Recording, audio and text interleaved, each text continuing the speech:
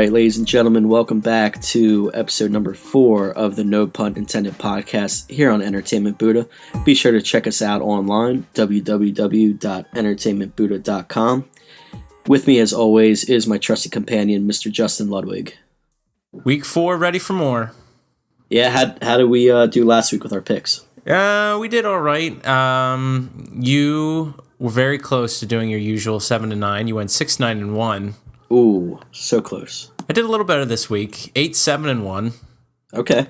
I also had a 3-team tease work out in my favor. My 5-team teaser didn't, but overall it was a net win. Well, everything's coming up, Justin, right? Yeah, it was a nice bit of vindication. Continue on my theme from last week. Vindication. Yep. All right. Well, as we've been doing the past couple of weeks, been going over some fantasy thrillers and chillers. So, who do you have for us this week? Fantasy thriller is actually Jordan Matthews of the Philadelphia Eagles. I know it was a performance that might be considered a bit of a. I mean, I'm hesitant to call it a one-trick pony, but it was still a pretty good day for Jordan Matthews, who made a pretty big splash against Washington. He had 8 receptions, 59 yards, 2 big touchdowns, though. Jordan Matthews last week was projected to score 2 points, finished up with 17.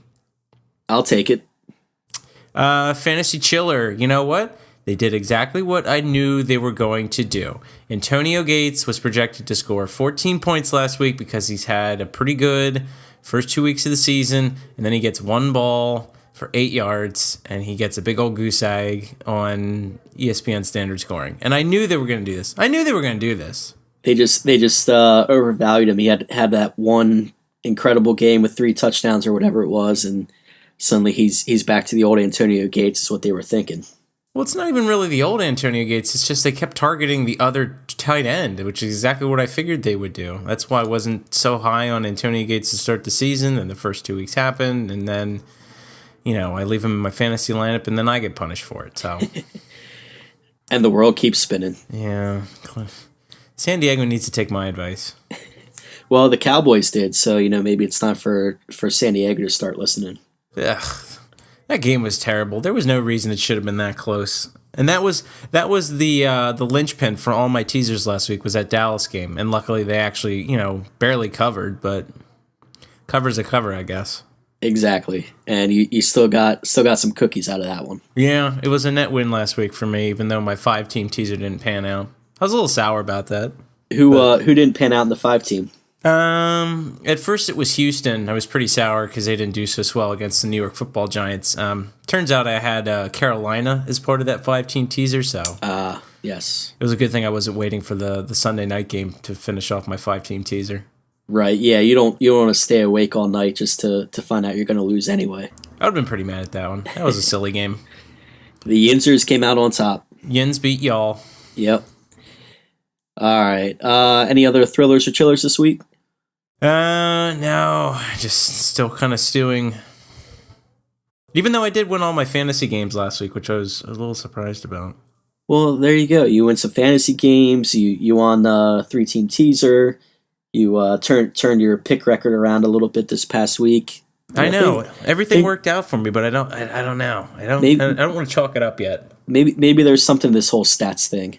Yeah, we'll see. All right, we ready to get ahead to our weekly picks? Let's light the tires and start the fires. All right, first up on Thursday night is the New York Football Giants at the Washington Professional Football Team. Washington is -3.5. Oh, kind of like Washington last week. They managed to score so many points last week. It seems like Kirk Cousins is the real deal. I agree, and I know we had mentioned previously about why the Washington didn't trade him, when they could have in the offseason, maybe got some better draft picks, something like that. I think now we're kind of seeing why. RG3 goes down with an injury. He's obviously injury prone, and they have Kirk Cousins to fall back on.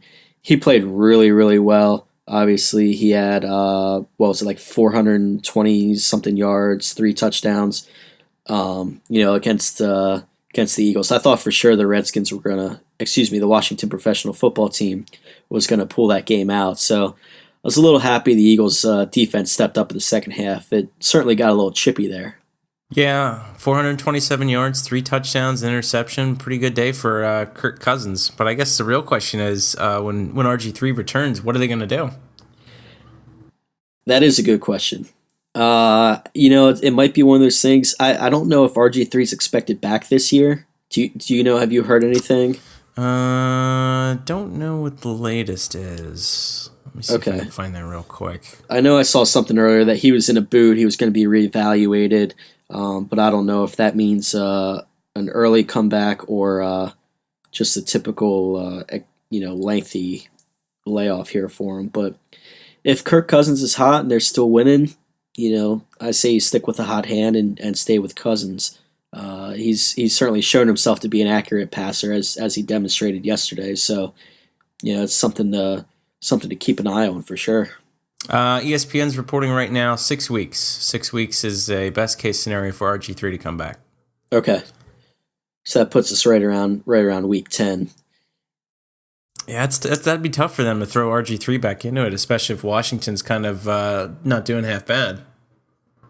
Yeah, and even if they're doing half good, they might, stick with Cousins and just kind of let the season ride out with him and see how he handles it. And then they have the quarterback thing on, quarterback controversy, if you want to call it that, on their hands. And in the offseason, I guess they got to figure out, who's going to be their guy. It's a fine line between half good, half bad.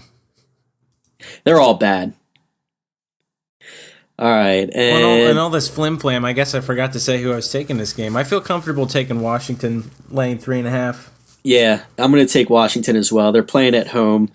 Giants secondary isn't super great, so I think he can do what he did against the Eagles and just kind of pick apart the defense. And as long as the offensive line gives him time to throw, he'll be able to get some things done. The only thing I'm going to be sour about is if I put a lot of stock into Victor Cruz this week after a nice week last week in their win, and then he's going to have a pretty terrible day with Eli Manning not, doing as well as or spreading around as last week. I know I'm going to get the short end of the stick if I put Victor Cruz in my lineup this week. Well, darn if you do, darn if you don't, right? Yeah, I always make bad decisions. I'm a moron. We never said we were smart, folks. Next game. Next game. Green Bay at Chicago. Green Bay is the favorite by 1.5. I thought about this. I'm going to take the Bears. The Packers just haven't shown a whole lot. I know they had that great second half against the Jets, but in the other games, Aaron Rodgers hasn't thrown for over 200 yards. It's just something. Actually, I was going to look it up here real quick. Yeah. Here's a little nugget of information for you to chew on. The last 2 weeks, the Bears have been the underdog. In both those games, they've won. So the Bears are once again the underdog, even though it's only 1.5 points. And they're at home. And they're at home, so things are kind of in their favor. Last week they were the underdog by 2.5. The week before it was 7 points, but they still won both those games. So there you go. I think there's something to say about that. So I'm taking the Bears. Yeah, and just looking at Rodgers' stats in week 1 and week 3, he had 189 yards and 162 yards. So he's not doing super hot right now. He did come out and say today that Packers fans need to relax. Everything's fine. So I take that as a good sign, obviously, for the Packers. But they need to show it to me right now. And so far, they haven't. The running game's not where it should be with Eddie Lacy. So maybe that's something they can get turned around. But for this week, 1.5 Bears at home. I'll take the Bears. No, that's the thing that's been the big surprise is the running game's just been kind of pooping the bed. Everybody was buying pretty high on Eddie Lacy, but it just doesn't seem like he's having as good of a year as people thought. Right. Yeah, and he had that injury in week 1, the head injury that almost sidelined him for week 2. So maybe there's still some bells ringing that he's not quite 100% yet. Yeah, there's that, and it just seems like Aaron Rodgers just isn't really clicking too well with his receiving core. Yeah, I mean Jordy Nelson had a pretty quiet day after the Jets game, but um, yeah, it's just tough to figure out the Packers right now. The Bears are, we feel a little bit more comfortable with Brandon Marshall, Alshon Jeffrey, Martellus Bennett's emerging as one of the best receivers in the NFL. He had 2 touchdowns yesterday, or excuse me, last night. So um, it's just there's too much going on for the Bears at this point to go against them, against a Packers team that hasn't shown much heart this year. Yeah, Packers just have a tough road ahead. It seems like it's going to be a tough go for them the next couple of weeks. That division's wide open though.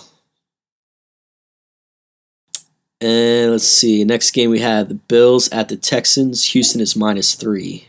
Disappointed in those Bills. I was pretty excited. They were riding high off of all that energy, the new owner, Jim Kelly, and they just couldn't quite keep it rolling in a third straight week. But I don't know. I feel like they're still not that bad of a team. That's why I'm rooting for those Bills in week 4, taking them +3.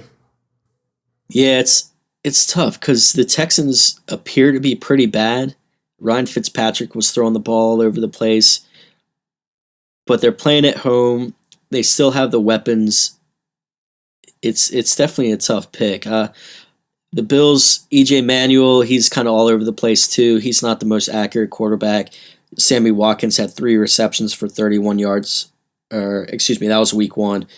Week 3, he had 2 receptions for 19 yards. So he needs to get the ball a lot more, and maybe that's something they work on. But for this week, I'm taking the Texans at -3 at home. I think they have enough to beat the Bills. Straight up. Yeah, I see. This is a game we're going to be discordant about. All right, that's fair. Yeah, but you're right. Their skill players just aren't really. I won't say that they're not doing well. It's just, I mean, in the case of Sammy Watkins, he's just not getting the opportunity. EJ Manuel's just not a very accurate passer, unfortunately, and Sammy Watkins is just not getting the ball as many times as he should be. Still kind of getting the targets. Week 2 against Miami was able to turn it into some pretty good yardage, even a touchdown. Last week against San Diego, just not quite as good of a performance. Their running core isn't doing as well as they usually do. CJ Spiller hasn't really shown that he's still the alpha dog over Fred Jackson. Right, and the two of them together, usually they can grind out a bunch of yards, and CJ Manuel is always a threat to break, 1 or 2 tackles for a long gain. But so far, I guess it's the offensive line. It's just not quite giving them the space. So maybe that's something they can improve on here this week. All right, moving along. Next game we have Titans at Colts. Colts are -7.5. Big lines don't seem to be too much of a big obstacle for Indianapolis. Last week they were favored by 6.5, and they thoroughly beat the Jaguars 44-17. Thoroughly beat them. That's why I'm not too worried about this 7.5 line. It's a little larger of a hurdle for their Andrew Luck and the Colts, but it seems like their offense is doing all right, and it seems like Tennessee just seems like Jake Locker just isn't quite the quarterback they thought he was. Right. Yeah, and I'm taking the Colts on this one as well. The Titans have a solid secondary, but there's just not much else to them. Like I said, Jake Locker's not playing as well as everyone had expected of him, this year, and the running game's not there right now for the Titans, so it's going to be difficult to see how they score points. So I'm with you. I'm going to take the Colts. I think 7.5. Especially the way they played last week. Granted it was against Jacksonville, but they still were able to put up a ton of points. So I think they do something similar to that again this week here at home. It's kind of unfortunate for Tennessee that they're not giving Bishop Sankey a chance to get more carries. Yeah, and that's something that I would have thought they would have done. Right, just try and work him in a lot more. Yeah, and I know he got a few more carries. Let's see here. Yes, I mean on the year he has 18 attempts for 89 yards.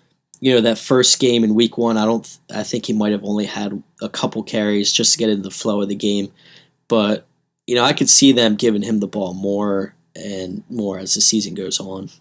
Yeah, it seems like at least as far as last game goes, they split the carries evenly. So it seems like going on, they might be just trying to give Bishop Sankey a little more opportunity to show himself. But if Jake Locker's not doing so well as a quarterback, it doesn't seem like they can operate under a balanced attack.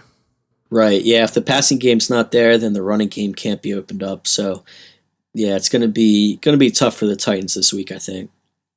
Yeah, they have a couple of tough ones coming up. After that, it's Cleveland home against Jacksonville, away for Washington, home versus the Texans on a bye week. Not the toughest of schedules, but still, there's a couple of wily teams hidden in there.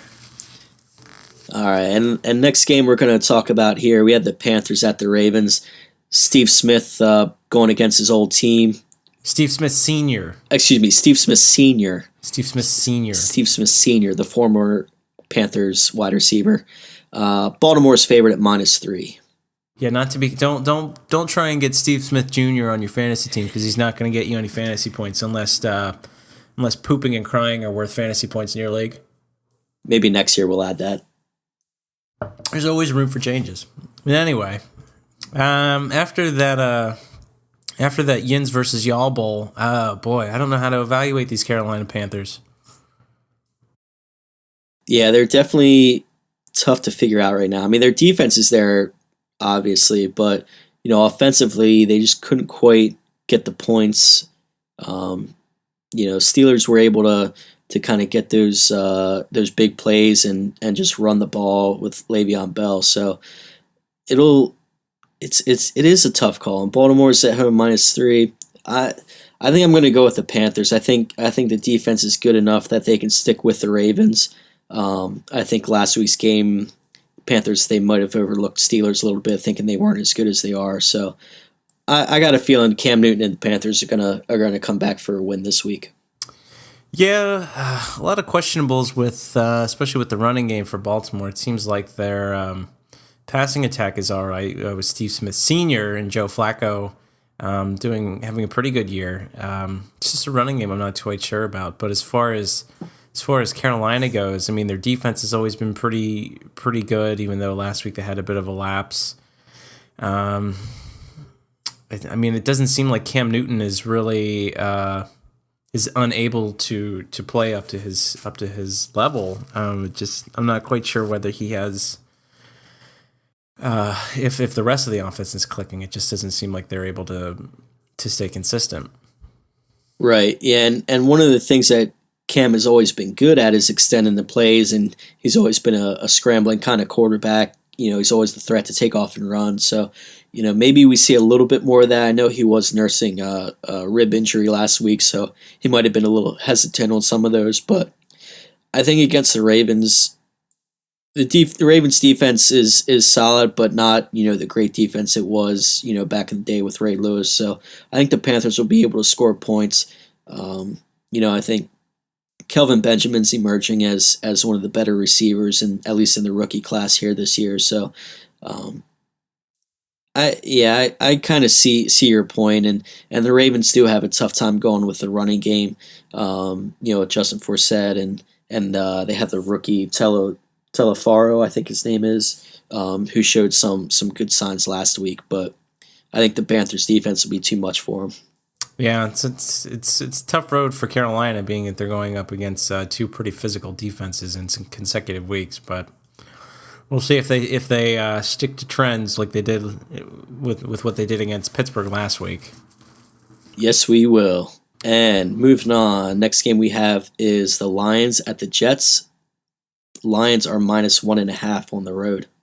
If this game weren't in the Meadowlands, I think I'd take Detroit, but since it's the other way around, I think New York feels like they kind of have something to play for, and that's why I'm taking them Jets. Well, here's where we differ once again. I'm going to take the Lions. I know, shocker, right? All right, there's already 3 games that we're not seeing eye to eye on. What's your rationale? I think the Jets are going to have too much of a problem with the Lions. One, the Lions defensive line with Nick Fairley and Ndamukong Suh. They showed last week against the Packers. They crumbled that pocket around Aaron Rodgers. He didn't have a lot of time to throw. I think Geno Smith is not experienced enough yet to handle that kind of pressure. And the Lions with Calvin Johnson. Calvin Johnson had a quiet week by Calvin Johnson standards last week. I think he's going to break out. I think they're going to find a way to get him the ball more. Reggie Bush had a decent game last week. He had a touchdown.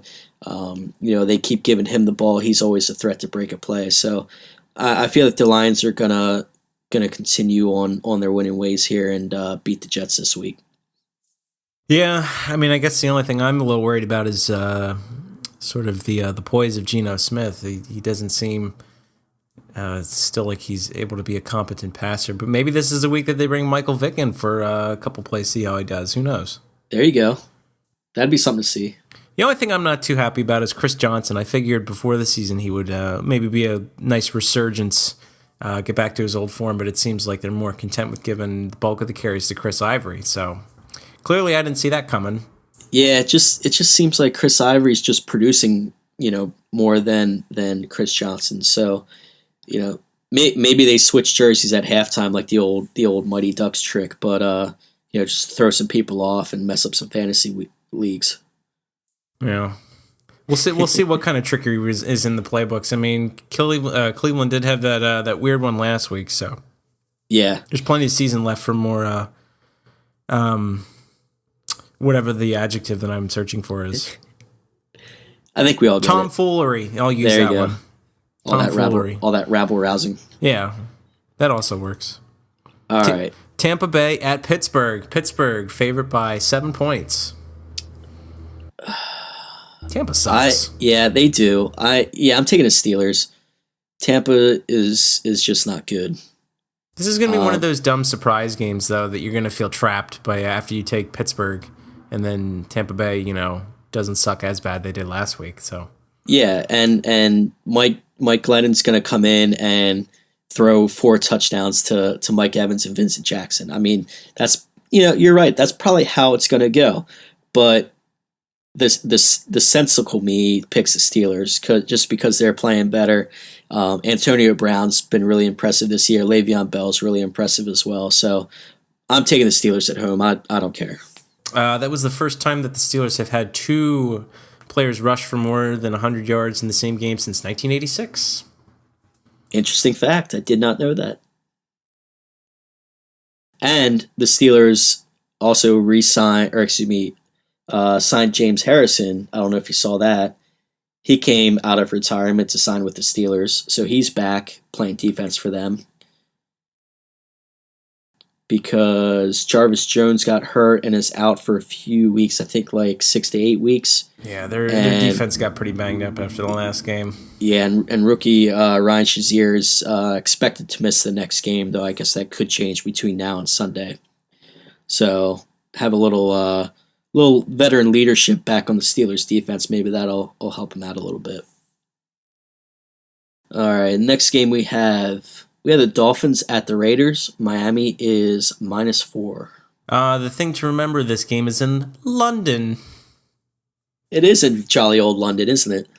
Here you go, London. How about the Dolphins and Raiders? We could have sent him the Jaguars. Yeah, that's true. I think Jacksonville was there last year, so maybe England was like, you know what, let's get something different next year. So here's the Dolphins and the Raiders, London. So really, Miami is -4 over the sea.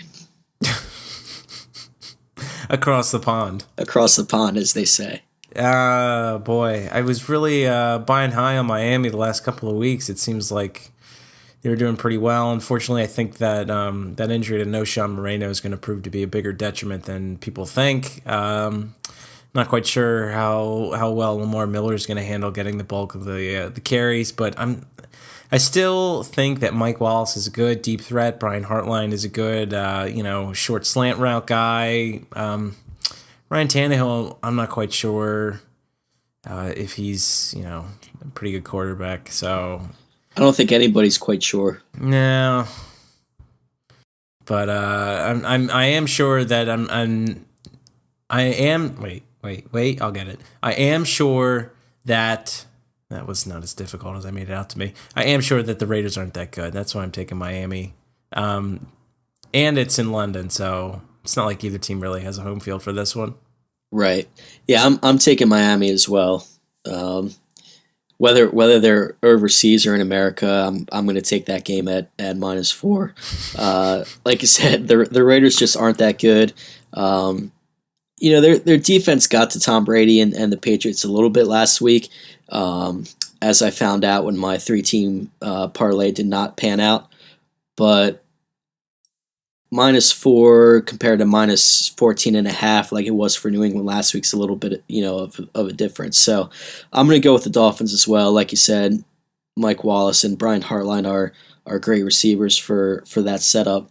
And, if they can get something going out of Lamar Miller, just to balance it out a little bit, that'll be a plus and should get them a victory.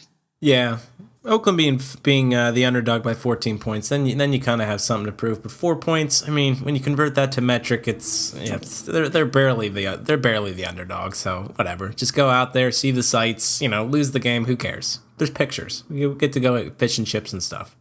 Yeah, so instead of cookies, we'll be betting fish and chips. Yeah, I'll bet that this week. That's good. All right, That's a good there idea. we go.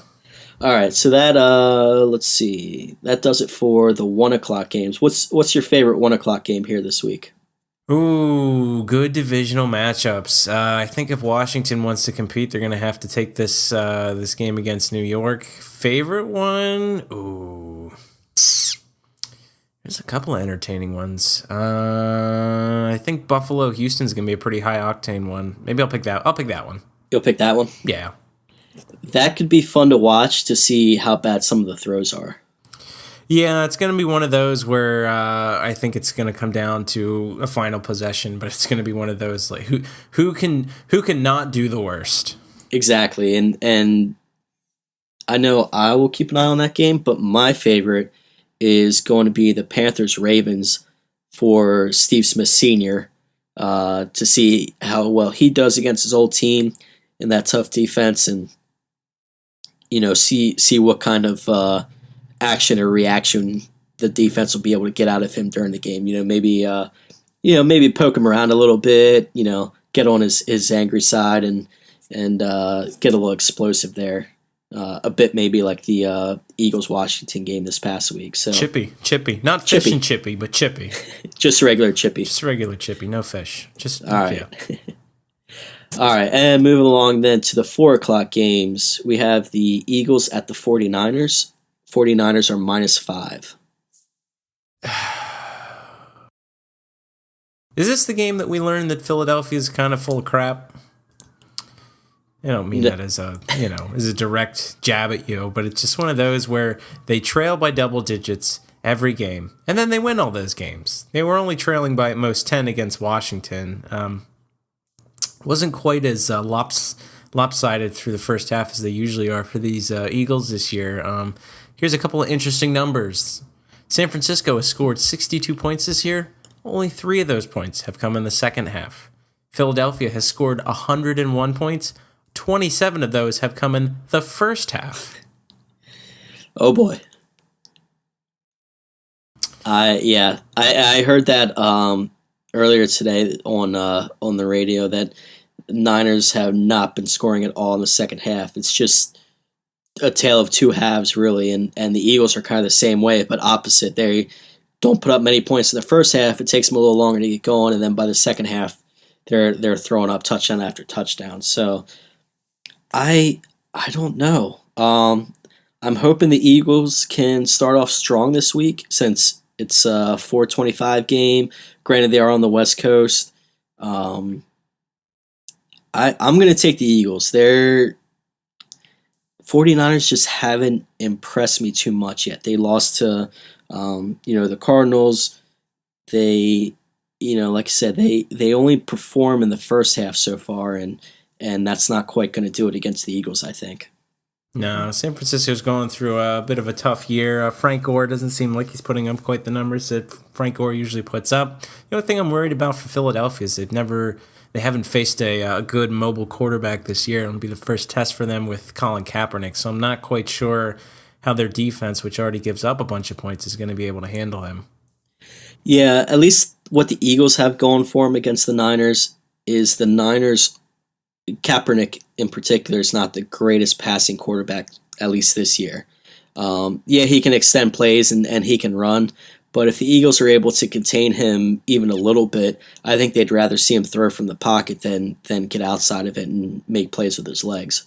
Yeah, I'm comfortable taking Philly in this situation, but I wouldn't be super surprised. Maybe a regular surprise, not super surprised if Philly goes down pretty big in the first half and their offense just wasn't able to click in the second half like it has in the last couple of games. But this would be a great teaser game, so I'm going to keep my eye on it. All right. Well, we'll keep our eye on it as well. And next 4 o'clock game we have Did you say Philly or San Fran? Philly. Philly. But that was before you jinxed them, so maybe I'll switch back. Well, I thought I jinxed your picks last week when I took Atlanta as part of my 3-team tease, but it seems like I did the opposite. So, but then again, that was the Thursday game, so who knows? I didn't run the numbers yet. All right. Well, try and figure it out soon before the season's over. Preferably. All right. 4 o'clock game. We have Jacksonville at San Diego. San Diego's minus 13.5. I told you this last week. Double-digit covers don't cover. What happened with New England? They're negative 14. They didn't cover. They didn't cover. That's why I don't even have to worry about it. I'm taking. Wait a minute, it's Jacksonville. Wait a minute, it's Blake Bortles. Blake Bortles. Blake Bortles. I've been drinking the Bortles and Janes too much. San Diego. Ugh. They just make me mad with tricking me. The old bait and switch. They pretend like Antonio Gates is their go-to tight end, and then they just totally switch in their rookie. Got to keep you on your toes. You pick, then I'll pick.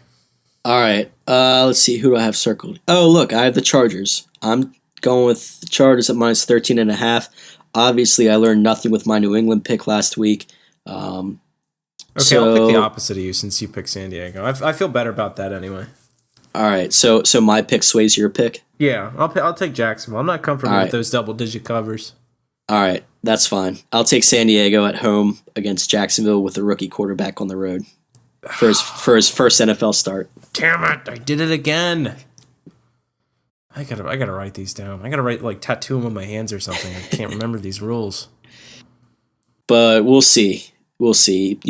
Bortles might surprise some people. He might come out and have a really good game. Also, he had that 65-yard touchdown pass to Allen Hurns last week.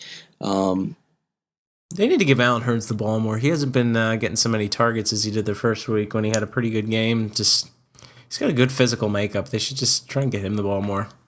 Yeah, maybe him and Bortles can become buddies and the sense of Peyton Manning and Marvin Harrison and see how that goes. Bortles and Hurns, I like it. It sounds like a wine cooler. It sounds like a mid to upper class wine cooler. I like it.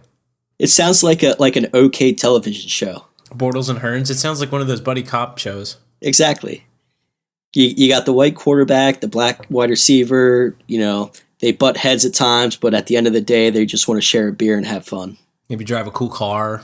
Exactly. An old Camaro, something like that. Oh, I'm sold. Oh, now I really feel good about this Bortles and Hurns pick. All right. Thanks for talking me in. All right, let's move on. Moving on. Fine. Next 4 o'clock game, Falcons at Vikings. Atlanta's minus 3.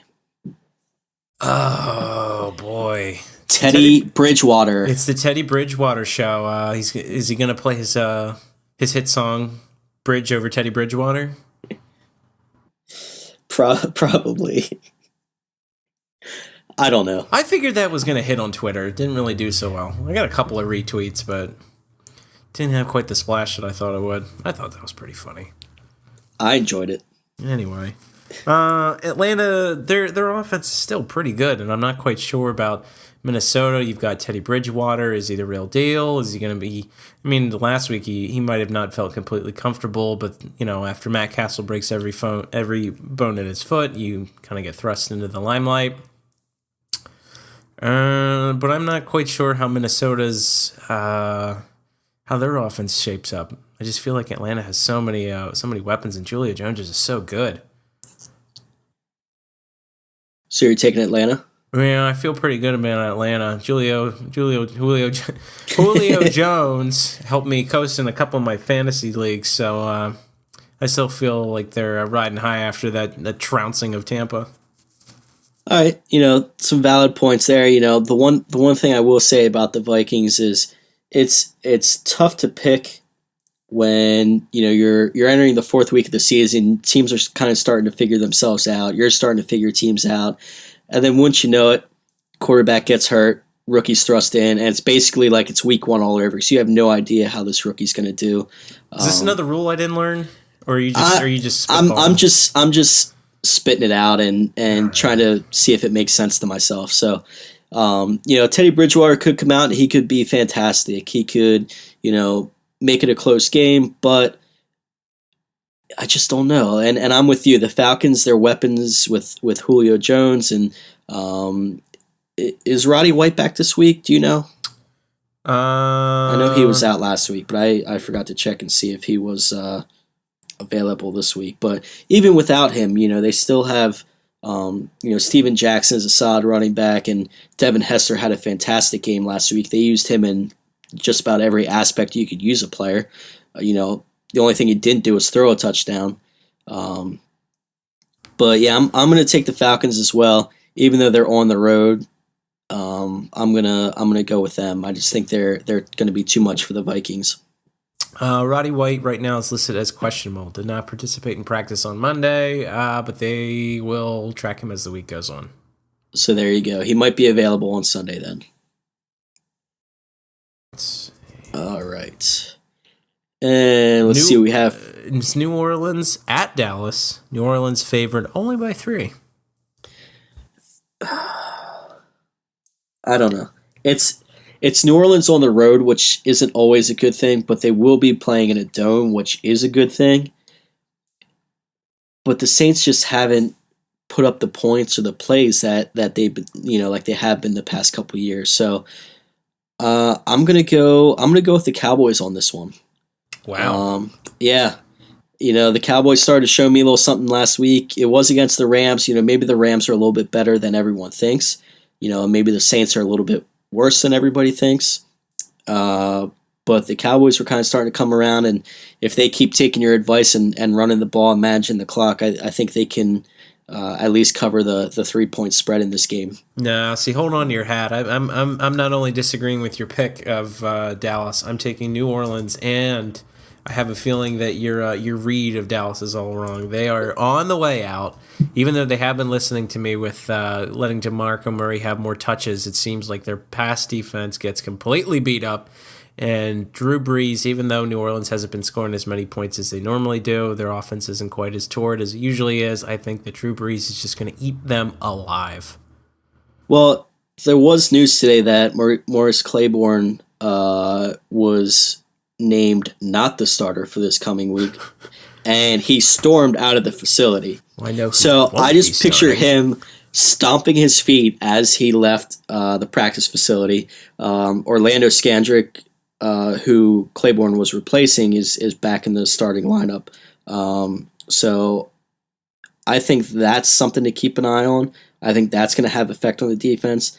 On Sunday, Claiborne gave up 5 receptions for 108 yards and a 51-yard touchdown pass. So, granted, he did have an interception at the end of the game that helped solidify, the Cowboys' victory. But I think with him out as a starter, hopefully Scandrick will be a little bit better. Obviously the Cowboys think so.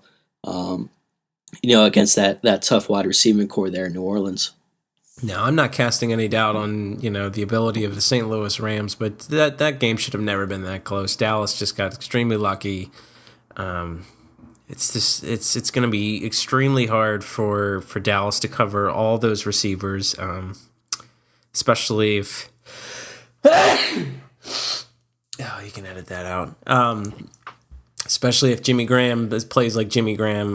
Dallas hasn't really had to go against a tight end that's been so versatile, even though they have a tight end that's pretty versatile. But their pass defense isn't going to be able to keep up. All right. Well, I'll be sure to text. Oh, gee whiz.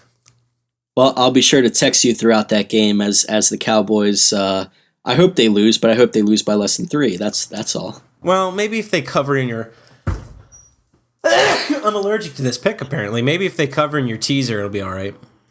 Yeah, that's all I'm really going for. Because for Eagles' sake, I want the Cowboys to lose, but for my gambling sake, I want them to cover. So, welcome to that world.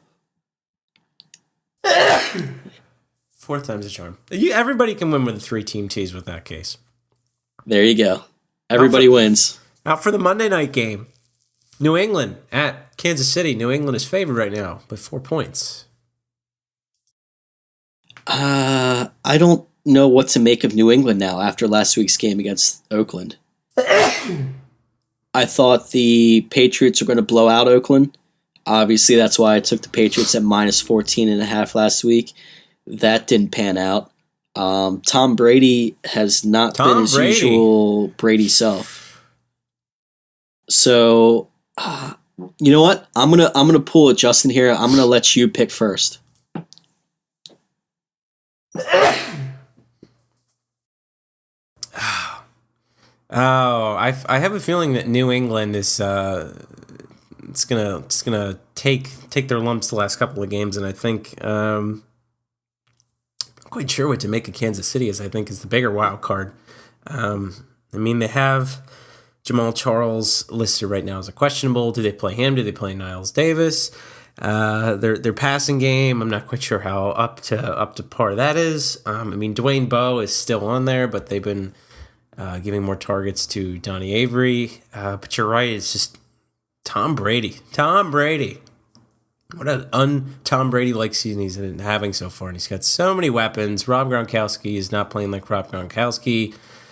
I mean, luckily he's got Julian Edelman, who he can, target the most. Well, the thing with the Pats, they don't have a deep field threat. No, you're right. It's all going to be 7, 8, 9, 10-yard passes. I mean, a lot of the receiving core, it's not really any big names. I mean, Julian Edelman is your biggest name. You've got Kemrell Tompkins, who doesn't seem to have been panning out for them. You've got Danny Amendola, who isn't really getting as much burn as he should be after he came over from St. Louis. It just doesn't seem like, you're right. They don't have a really good pass threat. Yeah, and their running game is about as good as New England's running game usually is. It's not a whole lot to write home about, but it's usually enough to get the job done. And Tom Brady and Bill Belichick are usually good enough to design plays to open up receivers in the slot or for Julian Edelman to break some tackles, but it's just not quite there yet. I mean, Brady has 3 touchdowns this whole year. I mean, they're 2-1, but they're not scoring a lot of points. I mean, the thing working for New England is so far they've given up the fewest passing yards in the entire league. So it might force Kansas City to resort to using their running game a little more. And if they can contain Niles Davis, then maybe they'll be all right. I don't know. It's a tale of two teams that we're not quite sure how to figure out yet. Yeah. So who are you picking? I will take New England. Shout out to right. New England. All right, I'm taking New England as well. That's fair. Yeah, so we're gonna split on that one. So, New England's secondary has been really good, as you mentioned this year. If they can just control the run a little bit against the Chiefs and Niles Davis, who is surprisingly the Chiefs' leading rusher. And to go back to the Chiefs, you were talking about with their receivers, Dwayne Bowe. Their leading receiver this year is Travis Kelce, who has 166 yards. And interesting fact, Travis Kelce is the younger brother of Eagles center Jason Kelce, who got injured on Sunday. Huh. So there you go. Huh. Well, yeah. I mean, I guess it's time for Niles Davis to show what he's worth. I don't know that I'm completely sold on him yet. Yeah, and it's just so weird seeing Jamal Charles not being productive. Well, what's even more weird is seeing me delegate him to my fantasy bench when he was my number one pick. So it's good news all around. Even though I did pick up Niall Davis, so at least I was vindicated on that one. Yeah, at least you got that going for you, which is nice. Yeah, that's nice. So yeah. they're both there. They're both there. Whichever one they pick, I guess, is all right by me. All right. So do we have any more thoughts on week 4 coming up? Plenty of good divisional matchups. It's going to start separating the pretenders from the contenders. Oh, I forgot to ask you. There's not many 4 o'clock games, but how about favorite non-1 o'clock game? I think Philly-San Francisco is going to be pretty good. I think so too. It's going to be probably something that's akin to a shootout. It's going to be a high score, not unlike Philly's been doing all year. It's got a good mobile quarterback in Colin Kaepernick. He'd probably get a bunch of points off them. Runner-up, I would probably say New Orleans at Dallas is probably going to be another high-octane game, but I just have no faith in Dallas. No faith. Well, going back to the Eagles-Niners game, that's my pick too for most exciting non-1 o'clock game. And you were talking about the number of points that might be scored in that. The over/under on that, according to ESPN, is 51. So that's really high. It is high, but I mean, you think about it, 25 to 26. That's your 51 right there.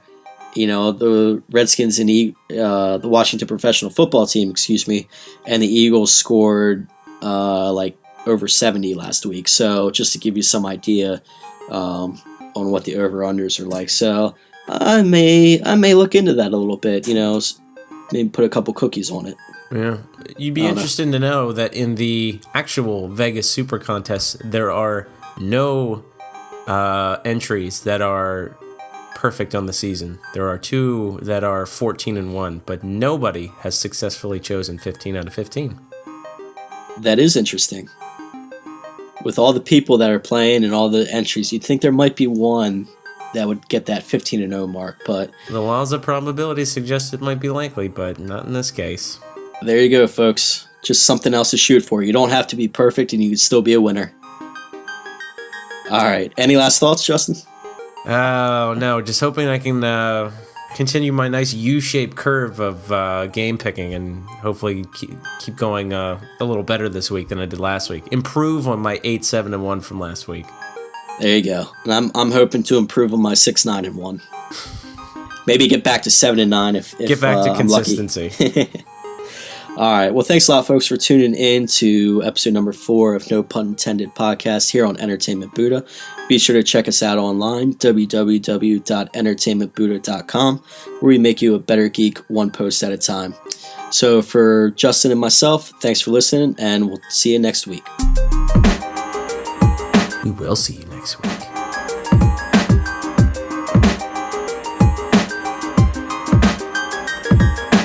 I hope he leaves that in. And this. And this. Not this.